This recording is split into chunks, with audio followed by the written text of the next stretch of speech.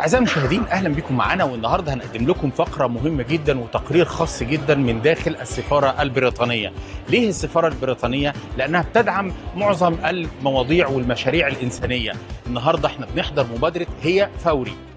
يمكن الاسم يكون غريب شوية، لكن أبدا مش غريب لما هتعرفوا السبب. هي فوري أو مؤسسة فوري كلنا عارفينها طبعا، المتخصصة في المدفوعات الإلكترونية، عملت مبادرة لدعم السيدة المصرية والفتاة المصرية، كل الفتيات طبعا، ولكن سيدات بهية أو محاربات بهية إنجاز التعبير. تعالوا نشوف النهاردة إيه اللي هيحصل في هذه المبادرة. ومؤسسة فوري مش بس مدفوعات إلكترونية، لا كمان دعم إنساني للمرأة المصرية.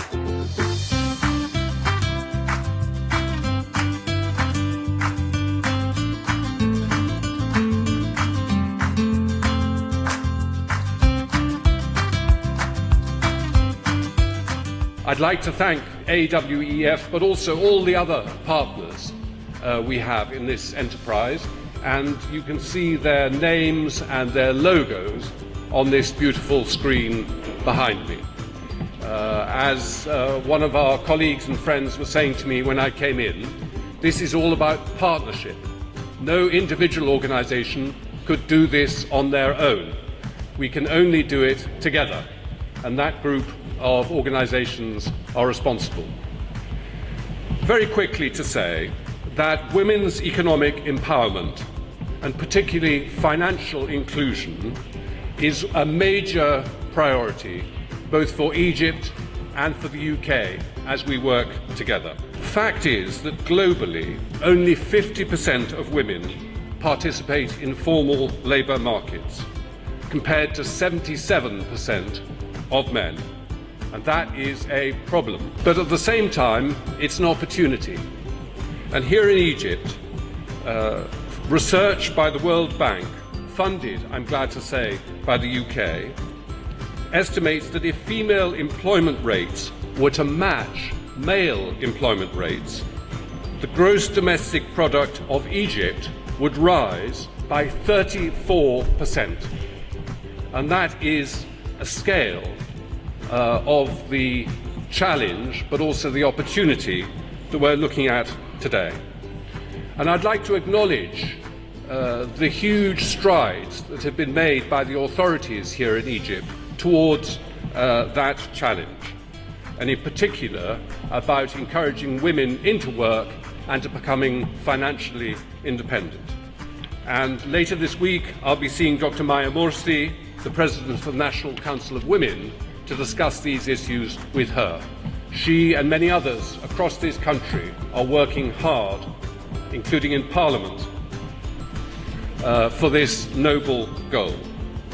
But targets at the national level require initiatives at the grassroots. And that's what I find so inspiring about the initiative today. Heya Fawry is a collaboration between the British government, between the Egyptian authorities and the private sector represented here, as I said, in partnership. So we would like to congratulate everyone who has brought us to this place. We'd like to thank our partners in this initiative. But above all, and as my colleague Ed said just now, this is not the end of the story, this is the beginning of the story. And with these inspiring women, I hope they will inspire many thousands, many millions more towards reaching the goals that we all share. So thank you very much indeed, and many congratulations.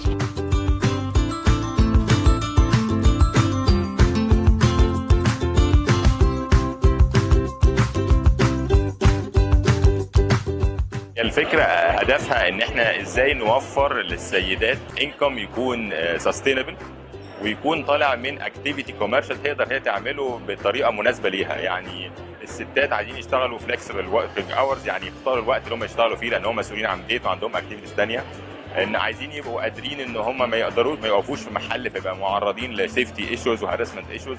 فالمنظومه مبنيه على انهم بنديهم تيرمينال تخليهم يبقوا اكتف از فيميل ايجنتس للمنظومه كلها من غير ما يبقى محتاجين يقفوا في محل، ويبيعوا في الكوميونتي بتاعتهم الخدمات ديت ويعملوا عليها انكم ثابت.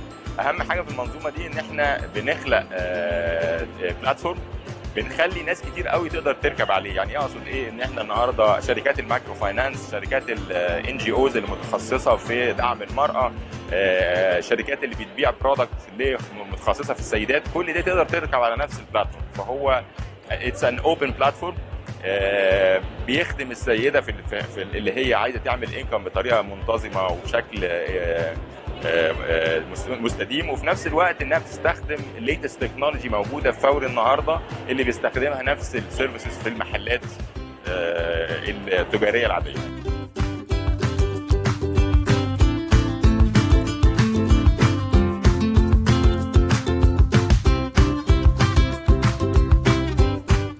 اهم حاجه بالنسبه لنا كمشروع ان احنا يعني كل اتجاهنا اتجاه المراه، ازاي نحسن من دخلها، ازاي نحسن من امكانياتها انها تشتغل، ازاي نحسن من انها تاخد قرار في بيتها تبقى يعني لها دور فعال في المجتمع. فاحنا بنشتغل في المشروع ده في كذا قطاع، من ضمنهم القطاع المصرفي او المالي، الفاينانشال سيرفيسز زي ما احنا بنقول. وفكرنا ازاي ان المراه يبقى لها دور، مش بس انها كمستخدمه لهذه الخدمات، ولكن كمان انها يبقى لها دور انها تشتغل في هذا المجال كمان. من خلال الفكر ده اتقابلنا مع كذا شركه من ضمنهم فوري.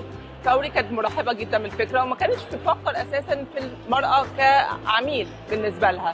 كان معظم العملاء اللي بيبقى عندهم اكشاك او محلات هم بيبقوا رجاله، لان المراه مش شرط ان يبقى عندها مكان دايم، او كمان ان هي امكانيه انها تخرج مره المجتمع بتاعها، الكوميونتي، المنطقه اللي هي عايشه فيها. البرنامج ده وفر انها يبقى عندها المكنه تقدر انها تخدم بيها كل الناس في الحي بتاعها، في المنطقه بتاعها، اهلها، اي حد، من غير ما حتى تضطر ان هي تطلع تشتغل في مكان بره. بيديلها الفلكسبيليتي او عدد الساعات اللي هي حابه انها تشتغل بيها. والمبادره صراحه كمان غير فوري فيها يونيليفر، شركه يونيليفر اللي هي لها المنتجات المنزليه.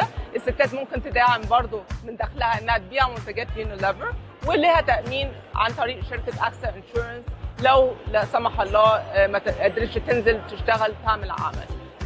بالاضافه الى كده في المنظمات الاهليه، الجمعيات الاهليه اللي شاركت معانا، رساله، بلان انترناشونال، بهيه، من مرسال. دولت احنا لجأنا لهم علشان نشوف فين السيدات اللي محتاجه شغل، وفعلا من خلالهم قدرنا ان احنا نتوصل من 150 سيده في المرحله الاولى، ولو نتمنى ان احنا نوصل ل 800 سيده في خلال ال6 اشهر اللي جايين. دعم المبادره دي كان جزء مهم جدا بالنسبه لنا، لانه احنا عارفين المجتمع في مصر بحاجه لكل الدعم والمساعده اللي ممكن الشركات الخاصه تجيبها. احنا في شركه اكسا عندنا مبادرات كتيره جدا لتامين متناهي الصغر. بنشتغل مع شركات المايكرو فاينانس انستتيوشن علشان نأمن على الناس العملاء بتاعتهم. المبادرة بتاعت النهاردة قريبة جدا من اللي احنا بنعمله دهوت. احنا اوريدي بنأمن على اكتر من 500,000 تأمينات متناهية الصغر، وده بيساعدنا ان احنا نحميهم ونساعد برضو في المهمة بتاعت المجتمع حسب قوانين الفاينانشال انكلوجن بتاعت الحكومة.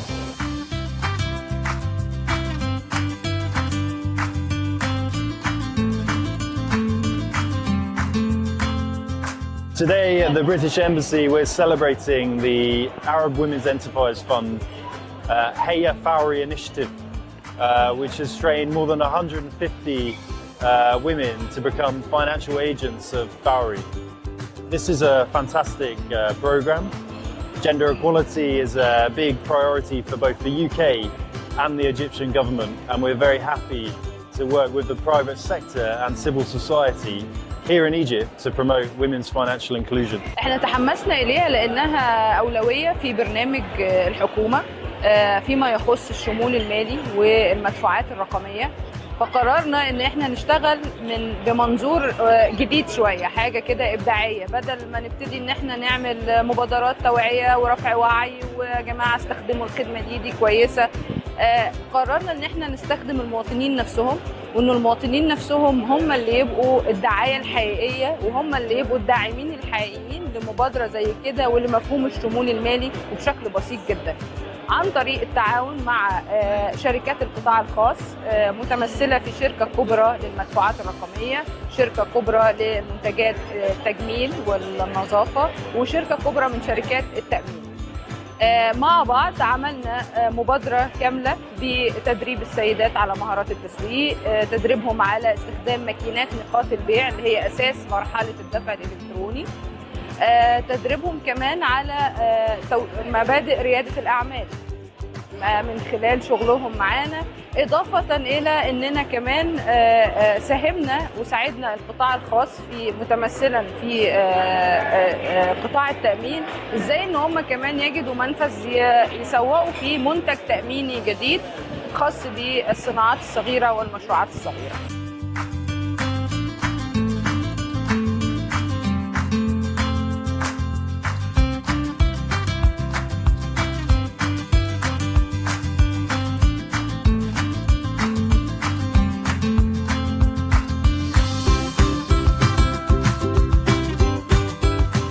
بالنسبه لي كنت بشتغل قبل ما اتعب، فبعد ما تعبت طبعا ما بقيتش اقدر اشتغل لان المرض بتاعي بيسبب لي مشكله في اي حاجه فيها مجهود بدني. فانا ما صدقت بصراحه ان عرضوا علينا في المستشفى ان في مبادره شغل من البيت وما فيهوش اي مجهود بدني، فطبعا رحبت بالفكره جدا واشتركت فيها. اضافت لي كتير ان انا وسعت علاقاتي ما بين الناس، ما بين جيراني، ما بين اصحابي، ما بين اولياء الامور مع زمايل ولادي في المدرسه، بحيث ان انا اقدر اوفر لنفسي دخل من البيت من غير تعب من غير مجهود، وفي نفس الوقت يساعدني على الحياه يعني. فالمبادرة رحبت بيها واشتركت فيها، وبصراحة أضافت لي كتير إنها خلتني خرجت من دايرة المرض، من دايرة الوحدة، من دايرة إن الاكتئاب، إن يبقى منطوي على نفسي. لا بالعكس، خلتني على طول وقتي مشغول، على طول بفكر إزاي أطور من نفسي، إزاي أكبر مشروعي إزاي. فالحمد لله يعني أنا حاسة إن هي فرقت معايا كتير قوي.